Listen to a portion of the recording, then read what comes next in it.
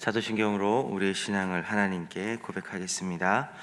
나는 전능하신 아버지 하나님, 천지의 창조주를 믿습니다. 나는 그의 유일하신 아들 우리 주 예수 그리스도를 믿습니다.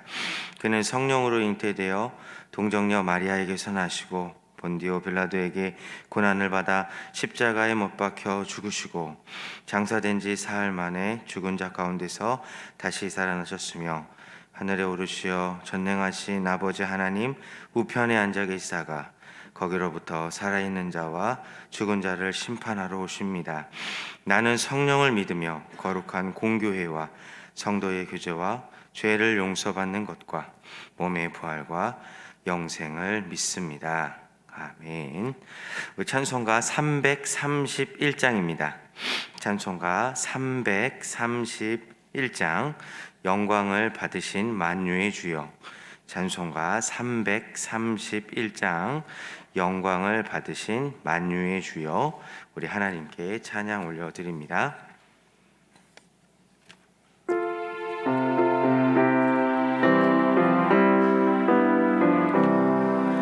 영광을 받으신 만유의 주여, 우리가 명령을 따르리라. 베푸신 은혜를 감사히 알고 진실한 마음으로 섬기겠네. 그 주의 은혜 주시는 대로 영원히 받들어 섬기겠네. 찬송하겠네, 찬송하겠네. 생명을 주시는 그 주로다. 그 주를 높이고자 공경하여 온유한 마음으로 섬기리라.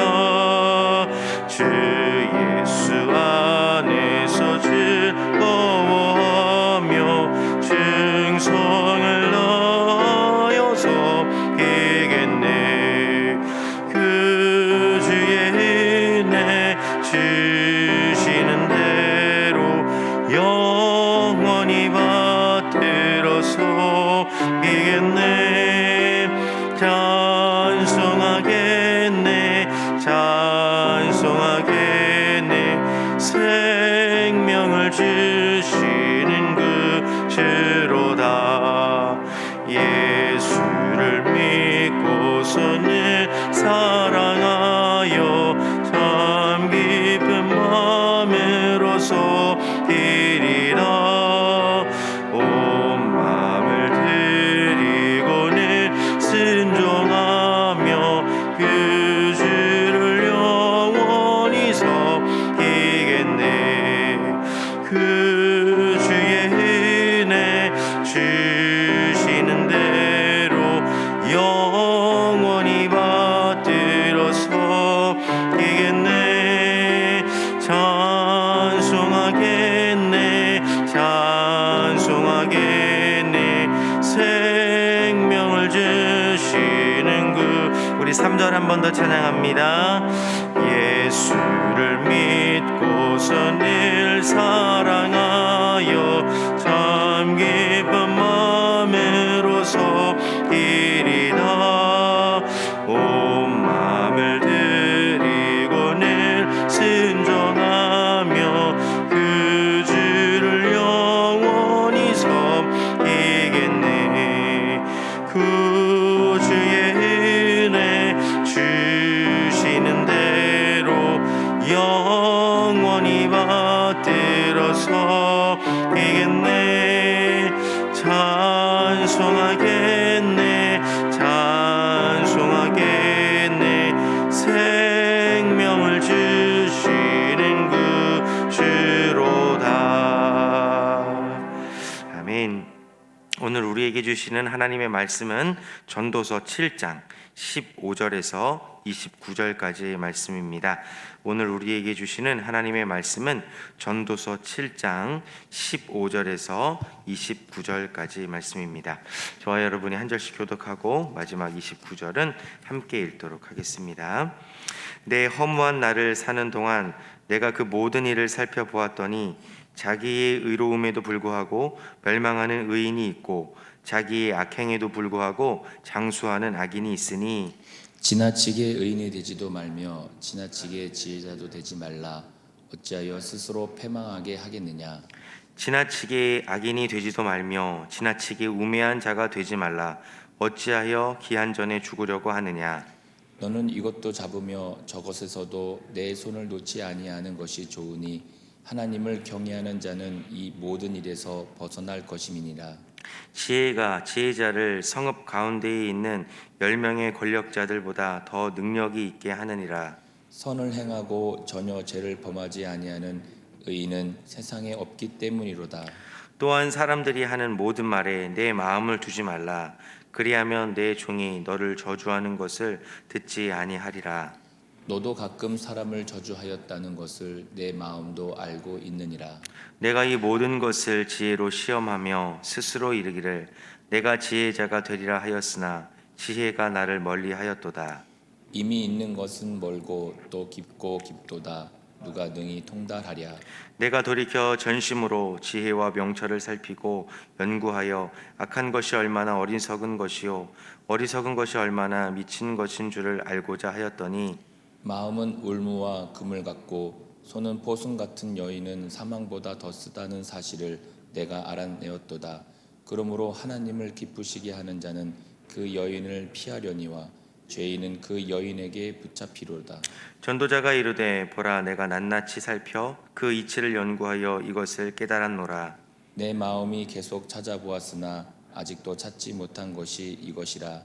천 사람 가운데에서 한 사람을 내가 찾았으나 이 모든 사람들 중에서 여자는 한 사람도 찾지 못하였느니라. 함께 읽겠습니다. 내가 깨달은 것은 오직 이것이라. 곧 하나님은 사람을 정직하게 지으셨으나 사람이 많은 꾀들을 낸 것이니라. 아멘. 이것은 하나님의 말씀입니다. 잠깐 기도하겠습니다. 사랑의 하나님, 은혜를 감사합니다. 오늘도 이 추운 날씨지만 주님과 약속한 이 시간과 장소를 거룩하게 구별하여 올려드린 우리 사랑하는 형제 자매들을 기억하여 주실 줄 믿습니다. 오늘도 이 새벽에 주의 말씀을 듣습니다. 하나님께 전심과 감사함으로 기도하겠습니다. 그러니 하나님, 이 시간 하늘의 문을 활짝 여시고 하나님께서 예배하여 주신 은혜와 성령을 충만하게 부어 주시옵소서. 한 해를 마무리하는 이 시점에 우리가 전도서의 말씀을 대하고 있습니다.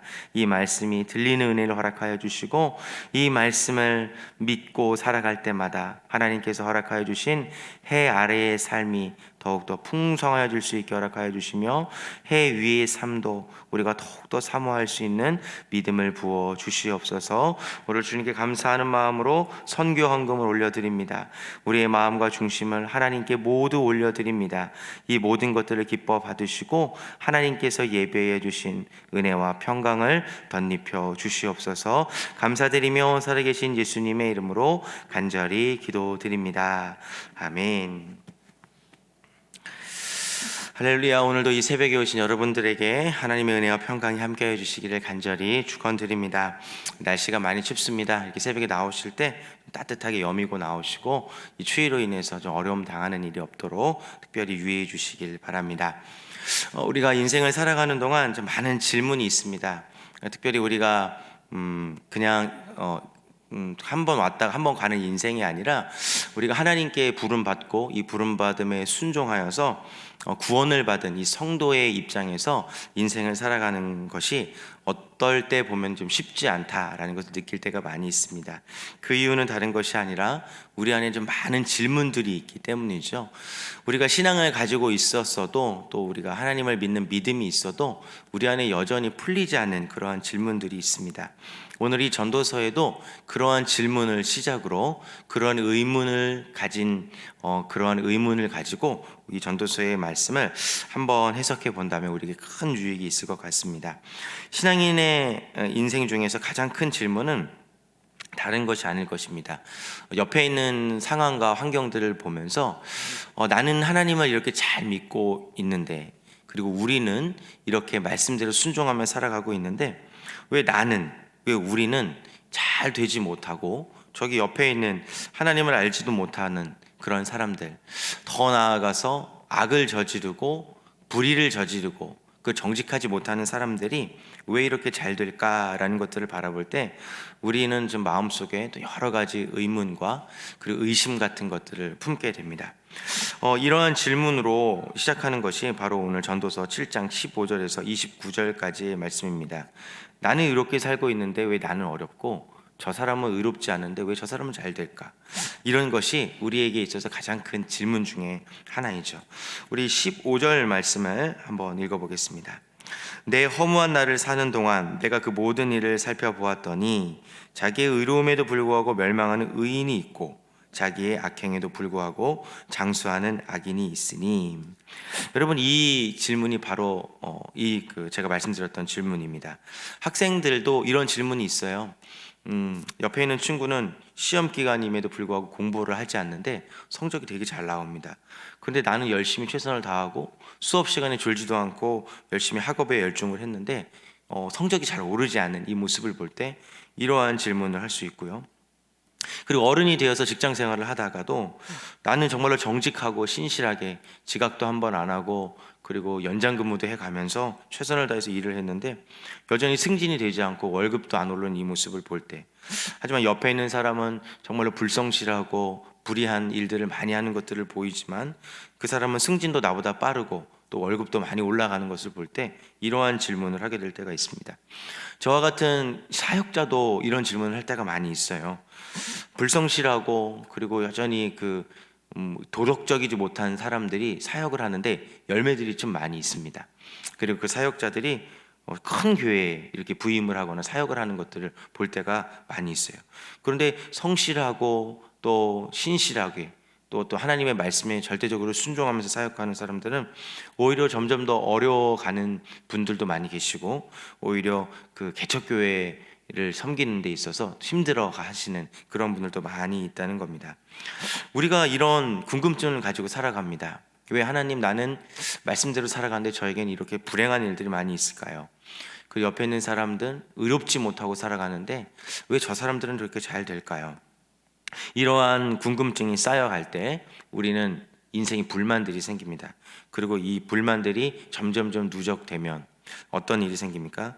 우리가 좀 낙심을 하게 되고 큰 좌절을 경험하게 됩니다. 이럴 때 우리는 어떤 태도를 가지고 우리 인생을 해석해야 되는지 성경은 구체적으로 이야기하고 있습니다. 그것이 바로 16절과 17절과 18절에 기록된 말씀입니다. 16절에는 이렇게 기록되어 있습니다. 지나치게 의인이 되지도 말며, 그리고 17절에 이렇게 기록되어 있죠. 지나치게 악인이 되지도 말며. 그럼 어떻게 해야 됩니까? 18절 한번 읽어드리겠습니다. 너는 이것도 잡으며 저것에서도 내 손을 놓지 아니하는 것이 좋으니 하나님을 경외하는 자는 이 모든 일에서 벗어날 것임이니라. 아멘.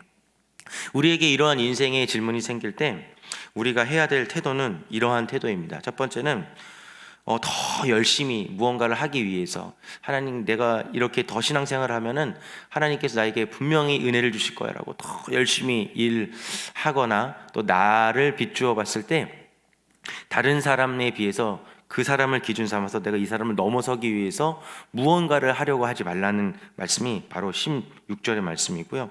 그리고 17절에는 그래, 내 인생을 더 포기해가면서 내가 해봤자 안 돼, 그래, 저 옆에 있는 사람처럼 악하게 살자, 더 악랄하게 살자, 하나님이 어디 있어? 라는 것처럼 지나치게 악인이 되지도 말라고 성경은 기록되어 있습니다.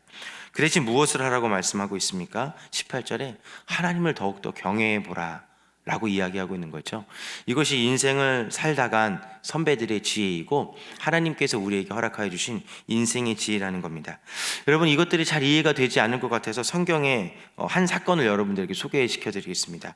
그것이 어떤 사건이냐면은 노아 이야기입니다. 노아, 하나님께서 나타나 노아에게 말씀하셨죠. 이제 곧 홍수가 올 것이니까 너는 배를 만들라, 방주를 만들라라고 이렇게 말씀하십니다. 이 말씀을 듣고 이 노아가 하늘을 쳐다봤을 것 같아요. 근데 하늘을 보니까 전혀 비가 내릴 기미가 보이지 않습니까? 근데 여러분도 한번 생각해 보십시오. 비가 내리지 않고 햇빛이 쨍쨍 쬐고 있는 그때 하나님께서 말씀하셨어요. 비가 올 것이니까 방주를 만들라. 그럴 때 여러분들 어떻게 하시겠습니까? 만약에 저 같았으면 여러 번 의심해 봤을 거예요. 이게 바로 하나님의 말씀이 맞을까? 하나님이 나에게 왜 이런 말씀을 하셨을까라고 여러 번 생각하고 결국에는 순종을 안 할 수도 있을 것 같아요. 그런데 노아가 한 일은 무엇이냐면은 정말 방주를 만들고 그리고 홍수를 대비했다라는 겁니다. 수년이 지날 정도로 그냥 하늘에 해가 떠 있는데도 나무를 베어서 방주를 만들었다라는 거예요. 주변에 있는 사람들이 계속 얘기했을 겁니다. 저 사람 미친 사람 아니냐? 홍수가 어디나 하늘이 이렇게 맑고 날씨가 이렇게 청명한데 비가 어디 내린다는 거야? 라면서 이렇게 놀릴 수도 있고 어떻게 하면은 그 사람을 비난할 수도 있고 하나님을 믿는 그 믿음을 조롱할 수도 있었을 거예요. 근데 하나님을 경외하는 믿음이라는 것은 바로 이것입니다. 옆에 있는 주변에 소리가 있어도 다른 사람이 나랑 다른 삶을 살고 있어도 하나님의 말씀을 기준으로 잡고 이 말씀대로 살아가는 것이 바로 하나님을 경외하는 삶이라는 것입니다. 그래서 지혜자는 이렇게 이야기하고 있습니다. 21절에 또한 사람들이 하는 모든 말에 내 마음을 두지 말라. 그리하면 내 종이 너를 저주하는 것을 듣지 아니하리라. 여러분, 하나님을 경외하면서 살아가고자 하는 그러한 인생을 선택했을 때 지혜자들, 성도들에게 가장 큰 어려움이 무엇이냐면은 이 소리 저 소리를 듣는다는 겁니다. 의인처럼 살아야지, 아니 악인처럼 살아야지라는 이러한 이야기를 들을 때 너는 왜 하나님을 믿는다고 하면서 왜 이렇게 인생이 잘 풀리지 않아? 라는 이야기를 들을 때 우리가 해야 될 것은 무엇이냐면은 모든 말에 네 마음을 두지 않는 이러한 태도를 선택해야 한다는 겁니다. 여러분, 이것이 무슨 말이냐 하면은 15절과 같은 인생의 질문이 생길 때 너는 그런데 쟨 왜 그래? 라는 이런 소리가 들릴 때 어떻게 하면은 하나님의 말씀을 기준을 삼아서 자신의 인생을 비교하는 것이 아니라 옆에 사람의 인생을 두고 내 인생이 비교될 때 우리는 21절과 같은 태도를 취해야 된다는 거죠. 모든 말에 내 마음을 두지 말아라. 즉 다른 사람의 이야기를 내 마음에 그렇게 깊이 새겨두지 말아라. 무엇을 마음속에 새겨야 됩니까? 바로 18절의 말씀, 하나님을 경외하는 그 중심, 하나님의 말씀을 내 마음에 새겨야지 우리가 흔들리지 않는 인생을 살아갈 수 있다고 성경은 기록하고 있습니다. 오늘 하루 이 말씀을 한번 잘 생각하시고 듣는 것을 조심해서 듣는 오늘 하루가 한번 되어보시면 좋을 것 같습니다. 우리가 인생을 살아가면서 참 많은 이야기를 듣습니다. 너는 하나님을 믿는데 왜 그렇게 삶을 살지 못해? 왜 옆에 있는 저 사람은 대충 믿는 것 같은데 저렇게 삶을 살아? 이러한 이야기를 귀를 기울이는 것이 아니라 우리에게 꼭 필요하게 귀를 기울여야 하는 유일한 말씀, 하나님의 말씀을 우리가 날마다 묵상함으로 이 말씀에만 귀를 기울이는 오늘 하루가 되어주셔서 꼭 지혜 있는 삶을 살아주시기를 주님의 이름으로 부탁드리겠습니다. 그런데 이제 지혜자의 말씀이 전도서의 말씀을 쭉 묵상해 보면은 이 지혜라는 것이 그렇게 얻어지는 것이 쉽지가 않다라는 것을 우리가 생각해 볼 수 있습니다. 지혜는 소유하는 것이 매우 어렵다라는 것이 23절에서 29절까지의 말씀에 기록되어 있습니다. 23절 말씀은 이렇게 기록되어 있습니다. 내가 이 모든 것을 지혜로 시험하며 스스로 이르기를 내가 지혜자가 되리라 하였으나 지혜가 나를 멀리하였도다. 이것을 우리의 말 성경으로 쉽게 이야기해보면 번역해보면 이렇게 번역할 수 있습니다. 이 모든 것을 내가 지혜로 시험해 보고는 내가 지혜로워지기로 결심했다라고 했으나 그것은 내 능력 밖이었다 라고 이렇게 해석해 볼 수 있습니다. 여러분, 이것을 통해서 우리가 내릴 수 있는 결론이 있습니다. 지혜는 주어지는 것이라는 겁니다. 지혜는 내가 뭐 얻기 위해서 이렇게 발버둥 치고 노력하는 것이 아니라 지혜는 하나님께서 우리에게 주어지는 것입니다. 하나님께서 마치 우리에게 주시는 선물과 같은 것이라고 쉽게 이야기하시면 좋을 것 같습니다. 세상에서 제일 우매하고 미련한 사람이 누구인가 한번 살펴봤더니 스스로 지혜 있다라고 하는 사람들이 가장 우매하고 미련한 사람이더라고요. 왜냐하면은 모든 문제의 해결이 나에게 있다라고 이야기하는 사람들의 특징이 바로 나는 지혜가 있다라고 말하는 사람들과 동의를 했기 때문입니다. 모든 문제 해결이 나에게 있고 내가 이 문제를 해결할 수 있다라고 이야기하는 사람들이 가장 우매한 사람들이 될 수 있다는 겁니다. 우리가 지도자의 자리에 서고 또 우리가 리더의 자리가 서고 또 심지어 우리가 나이가 들어서 좀 연륜이 있는 그 자리에 서면은 우리는 다른 사람들을 바라보면서 또 다른 현상들을 바라보면서 그것들을 평가하려고 하고 또 그것들을 어떻게 보면은 그 문제를 내가 마주했을 때 그 문제를 나 스스로 해결해 주려고 하는 모습들이 우리에게 너무나도 쉽게 나타나곤 합니다. 특별히 이것들이 이제 교회의 이제 지도자들에게 많이 나타나는 것 같습니다. 우리가 어느 정도 연륜이 있고 신앙이 있어서 우리에게 직분을 받고 좀 직책을 받게 되면은 수많은 사람들이 신앙적인 상담을 해옵니다. 근데 그 신앙의 상담을 받으면 우리가 그 사건과 그 사람의 상황을 판단하지 않고 내가 경험했던 그 신앙의 모습, 그 연륜으로 이 모든 것들을 쉽게 재단하고 평가하려는 모습이 우리에게는 너무나도 많이 보이기 때문이죠. 여러분, 그럴 때 우리가 무엇을 생각해야 됩니까? 우리는 스스로 지혜를 얻을 수 없는 존재이다. 이 지혜는 하나님으로부터 오기 때문에 우리 스스로 이 모든 문제를 해결하려고 하고 이 모든 것들을 평가하려고 하는 이러한 조급함과 성급함을 잠깐 내려놓는 지혜가 필요하다는 것입니다. 우리는 지혜를 스스로 얻을 수 없는 존재입니다. 지혜는 하나님께 순간순간 받는 것이기 때문이죠. 그래서 성경은 이렇게 기록되어 있는 것입니다. 지혜의 근본이 하나님께 있다라고 성경은 이렇게 기록되어 있는 것이죠. 그 이유는 무엇이냐면 바로 29절에 내가 깨달은 것은 오직 이것이라 곧 하나님은 사람을 정직하게 지으셨으나 사람이 많은 꾀들을 낸 것이니라. 우리가 근본적으로 우리 안에 스스로 지혜를 도출해낼 수 없고 지혜를 이끌어낼 수 없는 그 이유는 우리가 타락했기 때문입니다.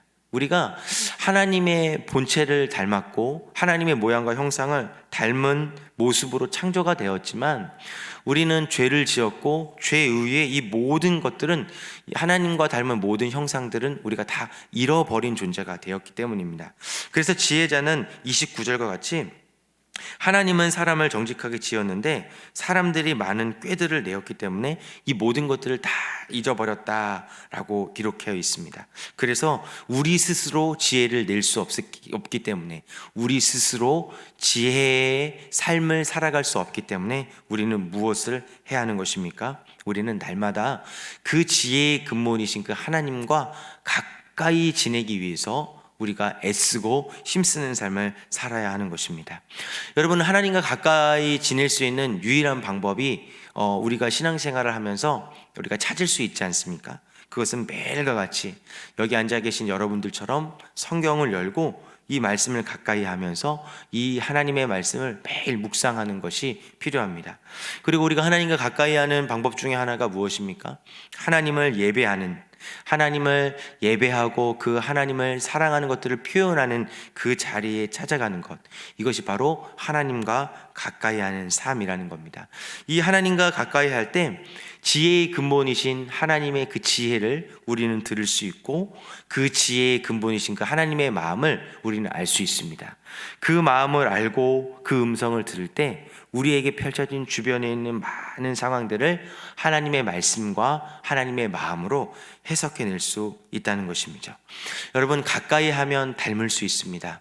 여러분, 오늘 이 말씀을 묵상하면서 나는 무엇과 가까이 하고 있는지, 나는 지혜의 근본이신 그 하나님과 가까이 하여서 이 모든 상황들을 하나님의 말씀과 하나님의 지혜로 해석하고 있는지, 아니면 여전히 내 신앙의 연수, 내 신앙의 자아, 내가 지금까지 쌓아왔던 그 신앙의 연륜을 의지하여서 이 모든 지혜를 내 스스로 창출하고 있는지를 우리가 오늘 말씀을 통해서 한번 점검해 보셨으면 좋겠습니다.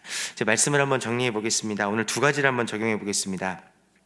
듣는 것을 조심하여 들어서 하나님의 소리에 더 기울이는 그런 오늘 하루가 되어주시기를 주님의 이름으로 부탁드립니다. 우리는 하나님을 경외하는 그러한 경외함으로 살아가야지 하나님이 펼쳐주신 이 세상의 모든 것들을 해석해낼 수 있다는 사실을 기억하셨으면 좋겠고요.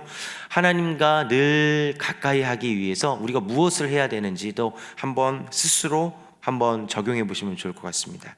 하나님을 가까이 하는 것이 지혜입니다. 왜냐하면 하나님이 지혜의 근본이시기 때문입니다. 나는 무엇과 가까이 하고 있는지, 지혜 되신 하나님과 가까이 하고 있는지, 아니면 세상의 것들과 가까이 하고 있는지, 이 두 가지를 잘 평가하셔서 하나님이 원하시고 하나님이 기뻐하시는 지혜자의 삶을 살아가 주시기를 주님의 이름으로 부탁드립니다. 기도하겠습니다.